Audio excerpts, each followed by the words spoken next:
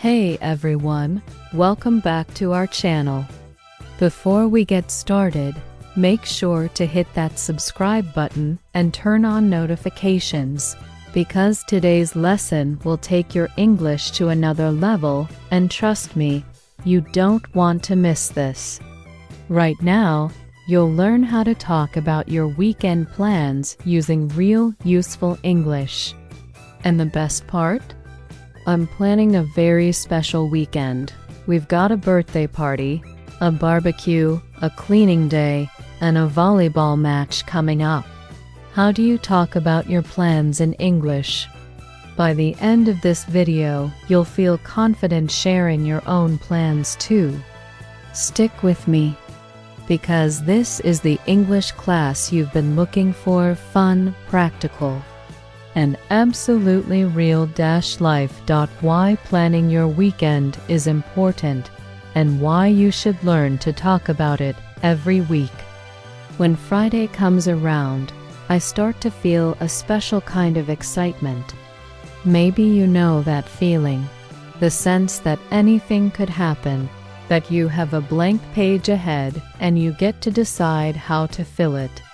But for most of us, our weekends aren't just empty spaces, they're full of routines, celebrations, to-dos, and those little adventures that make our lives unique. Being able to talk about plans, what you're looking forward to, what you have to do, what you wish for, is an important part of connecting with people in any language. It's not just about grammar. It's about storytelling, sharing, inviting others into your world. Whether you're at work, in an English class, or making new friends, what are your plans for the weekend? Is a classic question. And today, I'll not only answer it, but teach you exactly how to sound natural and confident when you do. So, are you ready to learn the English you need to talk about your weekend like a native speaker? Hit subscribe now so you don't miss a single tip. Ready? Let's go! Friday. Cleaning day. Getting started with a fresh home. Let's start at the beginning. Friday. For me, Friday is always cleaning day. It's become both a ritual and a way to reset from the chaos of the week. I know maybe cleaning isn't the most exciting way to begin the weekend, but trust me, there's something powerful about starting your days off in a tidy, organized space. Usually, as soon as I get home after work, I take a look around my living room and kitchen. If you're learning English, here's some practical vocabulary you can use. Living room, where you relax and watch TV. Kitchen, where you cook. Bedroom, place to sleep. Bathroom, for showering, brushing your teeth, etc. Balcony, backyard, laundry room, and more. This Friday, my plan is simple. I'll start by vacuuming the living room carpets and mopping the floor until it shines. Next, I tidy the shelves, put away any toys or books, and dust the furniture. Then I move to the kitchen, wipe down the counters, clean out the fridge. Can't have last week's leftovers sitting around for the party. And take out the trash. The bathroom is next. I scrub the toilet, clean the sink, and make sure there are plenty of fresh towels. Finally, a quick check of the bedrooms, making the beds, putting laundry in the basket, and opening the windows for fresh air while I clean. I like to listen to music or even an English podcast. It makes the work go by faster and helps me practice my listening skills at the same time. If you want to sound natural in English, try describing what you're doing as you work. I'm vacuuming the living room. I'm cleaning the kitchen. I'm organizing the bookshelf. These are everyday phrases you can use all the time. The real reason I like to clean on Friday is that it sets the tone for the rest of the weekend. It feels so good to wake up on Saturday and know your house is ready for whatever comes next. Some people find cleaning boring, but I think of it as a way to clear my mind. When my home is tidy, my thoughts are too. What do you think? Do you have a cleaning day in your routine? Pause here and comment below. How do you say cleaning day in your language? And what's your Friday routine like? And remember, for more tips like this, subscribe. This is just the beginning. Saturday, the big day, birthday party and barbecue after a nice, relaxing Friday evening. Saturday is the time when things really start to get exciting. This weekend, we have something special planned, a birthday party for one of my closest friends or family. If you want to use your real story, and you know what that means in Brazil, a big barbecue. Planning a party, especially a birthday celebration, takes some organization in any language first. I check the guest list to make sure everyone is invited: family, close friends, even a few neighbors we want to get to know better. Then, there's the question of food. Since it's going to be a churrasco, that's barbecue in Portuguese, we'll prepare different kinds of meat: sausages, beef, chicken wings.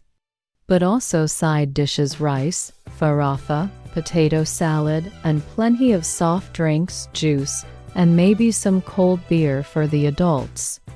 I usually spend some time decorating the backyard or the living room, depending on the weather. Balloons, banners, maybe a table set up for the birthday cake and gifts.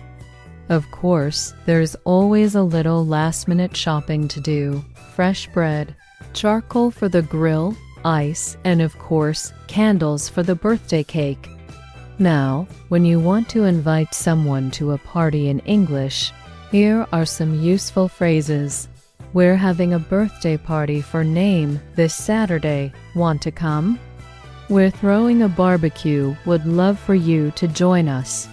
There'll be plenty of food, music, and good company, so don't miss it. Saturday morning usually starts with a trip to the supermarket or local grocery store. I like to make a checklist on my phone to make sure I don't forget anything. Supermarkets are busy on weekends, so it's always a bit of an adventure bumping into neighbors, comparing prices, trying not to give in to the temptation of buying too many snacks. Back home, the preparations begin: marinating the meat, chopping vegetables, putting drinks on ice. The house is filled with all sorts of delicious smells: spices, garlic, fresh lemons. Even before the party starts, you can feel the energy shifting, the anticipation, the happiness. As the guests arrive, the conversations start to flow. In English, you can greet guests like this: "Hey, glad you made it. Come on in, make yourself at home. Grab a drink, there's plenty of food." The kids run around the garden, friends catch up on the latest news, and we share laughs over funny stories from the week. The best part? When the barbecue is ready and everyone gathers around the table. That moment, plates piled high, everyone toasting the birthday person, singing happy birthday at the top of their lungs, is pure magic. It's a celebration of life, friendship, and family. If you ever want to share a story about a party or ask about someone's weekend in English, you can say, "Did you do anything fun this weekend?" I went to a birthday party. There was a barbecue, music, everything. We had a great time with family and friends.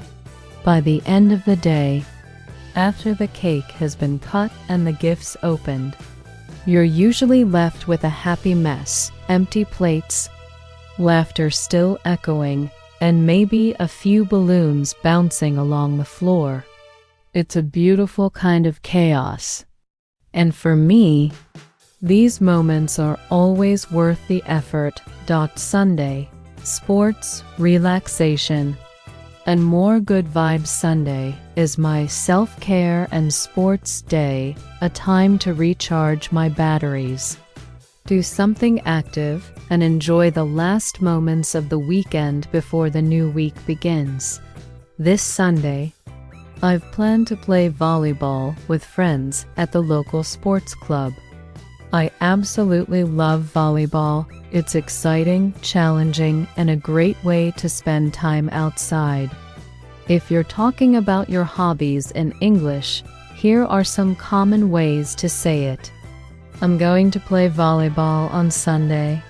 We usually meet up at the club to play a few matches. It's a great way to relax and stay healthy.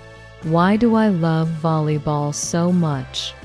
It's not just the game itself, it's the teamwork, the laughs, the friendly competition. Some of my favorite memories have come from spontaneous matches where nobody cares who wins or loses. We're all just happy to move, stretch, and enjoy being together. Playing sports is also an incredible way to clear your mind and manage stress. Sometimes, after a busy week of work and social events, you need time for yourself, or even just a sense of movement, to get out of your head and back into your body.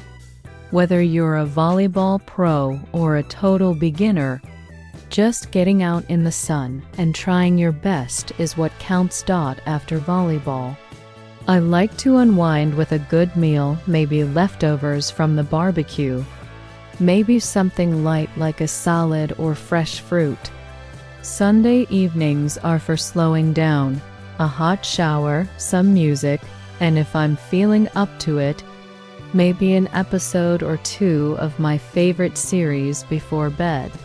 Reflecting on the weekend, I always try to appreciate the little things, the laughter at the party, the feeling of clean sheets, the rush of scoring a point in volleyball, the peaceful quiet of Sunday night. These are the moments that make me grateful to be alive and to have people to share my life with. Turning weekend plans into English practice tips and phrases now. Let's turn all this into your English lesson of the day. Here are some must-have phrases and questions to help you talk about your plans and routines. Like a native, questions you'll hear: what are your plans for the weekend? Doing anything special this weekend? Any plans for Friday night, Saturday, Sunday? Ways to answer: I'm planning to clean the house on Friday. We're throwing a birthday party for my friend on Saturday. There's going to be a barbecue with lots of food and music. I'll play volleyball on Sunday at the local club. Just relaxing and spending time with family. Useful vocabulary: to-do list, guest list, clean up, decorate, set the table, grill, churrascara. Side dishes: host an event, throw a party, chill out, have people over. Action verbs: tidy, vacuum, mop, chop, grill, serve, relax, recharge. Binge watch, celebrate, invite. Extra tips: use going to for plans. I'm going to, or we're going to. Practice adding emotion: I can't wait for. I'm really looking forward to. It's going to be so much fun. Don't be afraid to share details. It makes your English sound more natural and interesting. Don't forget, like, subscribe, and comment. If you found these tips helpful, make sure to like this video, subscribe, and share it with a friend who's also learning English. What are your plans for the weekend? What's your favorite way to spend your free time? leave a comment, and practice your English with me. Remember, language is alive. It's about using it, especially in the moments that matter. The best way to get confident is to talk about your real life, your real plans, your real feelings. That's what we do here every week. Would you like to see how my weekend actually turns out? Next time, I'll share all the details, the party highlights, the best barbecue recipes, the volleyball results, and any surprises along the way. So subscribe now, you won't want to miss it. Thank you for being part of this community, for trusting me to help you learn, and for making every lesson a little adventure of its own. Your effort, your questions, your practice, that is what really makes you a great learner. See you in the next lesson.